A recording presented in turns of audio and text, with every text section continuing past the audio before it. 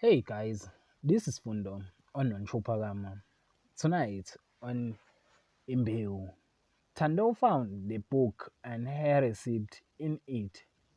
While Phakade comes to Mandlovu and Mazulu about a meeting Sakile in prison. Tando used something of Shira saying, Angiti, what mine is yours, therefore yours is mine. While Poppy and Lindo, they have a issue of the things of Nomsa and Tushelin that disturb her health.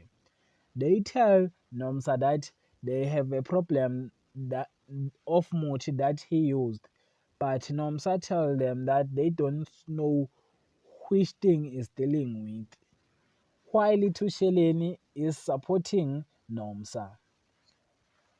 Mazulu meet with a lady, Mandisa Vilagazi, and it seems like Mandisa Vilagazi is wanting Mazulu. While Mandlovu tell Nkulego that the family is on money. They must respect them. That is for tonight. Thanks for watching. Don't forget to like and comment and subscribe. Therefore, thanks.